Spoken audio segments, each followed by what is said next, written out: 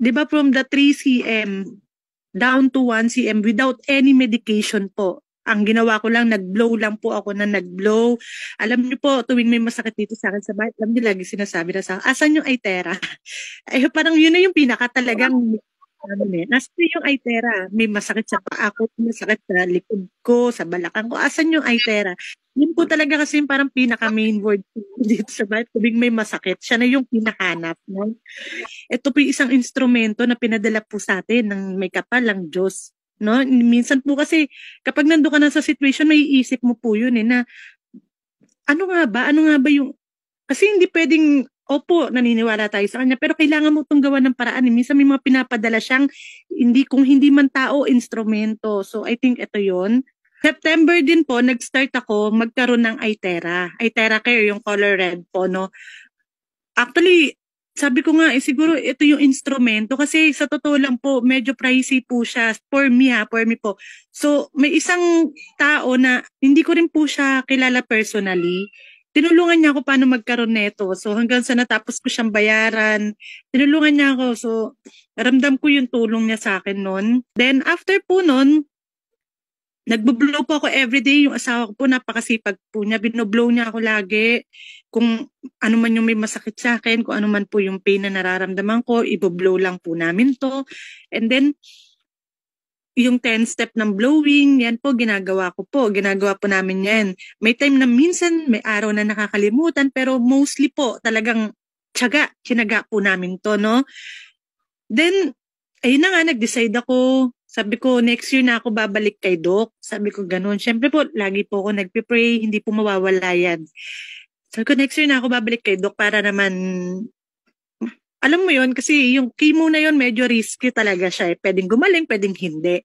Parang ganun po siya. Tapos nung January 9, eto nandito po. January 9, etong picture namin ng doctor ko. Eto po yan. Yan, January 9, nagpa-follow up check up ako sa kanya. Nagulat siya kasi dapat for chemo eh. So, nagulat siya, ba't nandun ako? Sabi ko, check up lang po, Doc. Ganyan, gusto ko po sana magpa-IE. Gusto ko po sana magpa-IE ulit, Doc, kasi baka mamaya po, biniro ko pa po siya. Sabi ko, baka po mamaya magsara. Sabi ko gano'n, baka po mamaya magsara. Kasi may case po talaga na gano'n na pwedeng may tendency na magsara.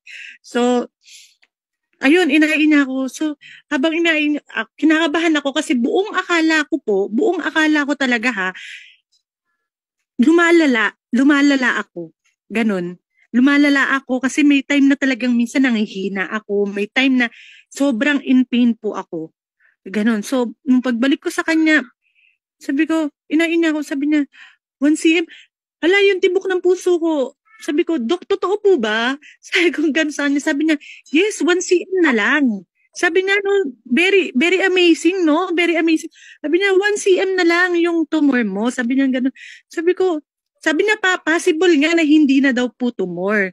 Sabi niya, possible na yung pinaka nabochan na lang daw yung nakakapanya. Sabi niya, ganun.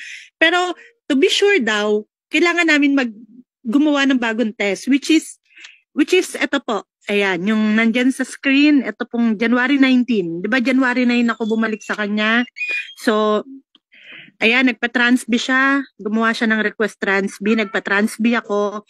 January 19, nakuha ko yung result ng transb ko. Dito po ako sa DASMA, sa UMC Lasal, check up. So, nung nakuha ko po yung result ko noong January 19, actually, habang ino-ultrasound ako, no, sabi nung OB Rad na nag-ultrasound sa akin, sabi niya, 1 cm eh. Sabi niya, less than 1 cm. Pero kasi yung size ng tumor, hindi kasi siya pabilog, which is pahaba, no? Pahaba siya. Hindi, parang, kahit hindi pa siya totally nawala, natuwa ako. Wala po akong ibang ginawa mula September to January kung hindi mag-blow. No? I trust, kailangan mo kasi maniwala eh. Actually po, bago ko to rin kinuha, bago ko siya binili, bago ako maniwala talaga sa, I do research on my own po, no? Hindi ako nagtatanong-tanong, nag-research po talaga ako, sarili ko. Kasi po, the more na ikaw yung nagre-research sa sarili mo, mas maiintindihan mo siya, mas makakatch mo siya. Yun for me, yun po yung para sa akin. Then, so, nung in-ultrasound ako, sabi niya 1 cm na lang, less than pa nga to, ganito. Eh di, ang taba ng puso ko, sobrang nakakataba po ng puso. Then, nung bumalik ako kay doktor ulit, sabi ko, pinabasa ko sa kanya. Actually, ito lang yun eh. Ito ko lang siya binalikan nung last February. Pinabasa ko ulit yung mga ultrasound ko sa kanya. So, sabi niya, okay, 1 cm nga, 1 cm na talaga. So, inaiin niya ulit ako, chinek niya ako ulit. Tapos, doon niya nga sinabi na yung tumor is pahaba siya. Nung una pa nga, sabi pa niya, nagda-doubt pa siya sa ultrasound. Sabi niya, kasi parang wala na. Yun yung sabi niya, parang wala na. Sabi niya, ganun din, pumikit si Doc, ramdam ko yung ano niya ramdam ko yung ginagawa niya, pumikit siya, inain niya ako, okay, nasa gilid. Sabi niya, ganun pahaba. Yun, so, lahat po tayo na may pinagdadakanan, health concern. So, let's trust the process. Ayun po. Trust the process, very ano po siya, very amazing po yung po.